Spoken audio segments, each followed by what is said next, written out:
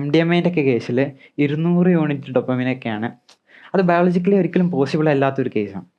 അത്രയ്ക്ക് ഹൈ ആയിട്ടുള്ള dopamine level വരുമ്പോൾ എന്താവും, ഈ ടോക്സിസിറ്റി വരാതിരിക്കാൻ വേണ്ടിയിട്ട് ബ്രെയിൻ എന്ത് ചെയ്യും, ഈ ഡൊപ്പമിൻ്റെ ഇത് കുറക്കും, ഡൊപ്പമിൻ റിസപ്റ്റേഴ്സിൻ്റെ എമൗണ്ട് കുറക്കും. ഓക്കെ, അപ്പോൾ എന്തുണ്ടാവും, റിസപ്റ്റേഴ്സിൻ്റെ എമൗണ്ട് കുറക്കുമ്പോൾ ഈ ബേസ് ലൈൻ ഡൊപ്പമിൻ ഉണ്ടെങ്കിലും ഇത് റിസീവ് ചെയ്യാനുള്ള അത്ര റിസപ്റ്റേഴ്സ് ഉണ്ടാവില്ല. ഓക്കെ, അപ്പോൾ നമുക്ക് ഈ ഡ്രഗ് യൂസ് ചെയ്യുന്ന ആൾക്ക് അതിന് ശേഷം നോർമൽ ലൈഫിൽ കാര്യങ്ങൾ എക്സ്പീരിയൻസ് ചെയ്യാൻ പറ്റാത്തൊരു സ്റ്റേറ്റിലേക്ക് പോകും.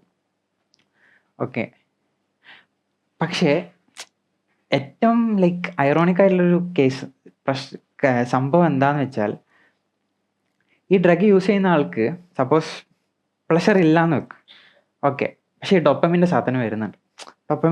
ഡൊപ്പമിൻ ബ്ലോക്ക് ചെയ്യുന്ന ഒരു പരിപാടി ഉണ്ട്, അല്ലെങ്കിൽ ഡൊപ്പമിൻ കൂടുതലായി ഒരു സർജ് പ്രൊവൈഡ് ചെയ്യുന്ന ഡ്രഗ് ആണെന്ന് വിചാരിക്കും.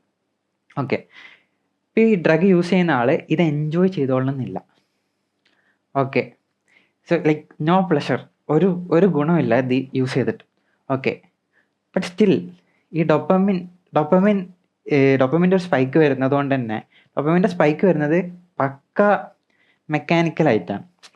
ഈ ഒരു ഡ്രഗിൻ്റെ എഫക്റ്റാണ് ഡൊപ്പമിൻ്റെ സ്പൈക്ക്. പക്ഷേ ബ്രെയിൻ അതെന്തായിട്ടാണ് രജിസ്റ്റർ ചെയ്യുക, പോസിറ്റീവ് RP ആയിട്ട് രജിസ്റ്റർ ചെയ്യുക.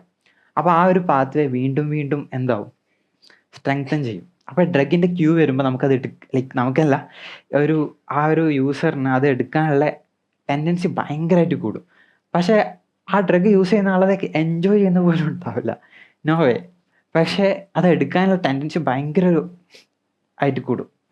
എന്നിട്ട് അവരത് വീണ്ടും വീണ്ടും യൂസ് ചെയ്യേണ്ട ഒരു അവസ്ഥ വരും. അപ്പോൾ ബേസിക്കലി ഈ പോസിറ്റീവ് RP എപ്പോഴും ഉണ്ടാവും. അപ്പോൾ അത് കൂടി വരുള്ളൂ. അപ്പോൾ ബേസിക്കലി ഒരു സൈക്കിൾ പോലെ ട്രാപ്പായി എടുക്കുകയാണ്.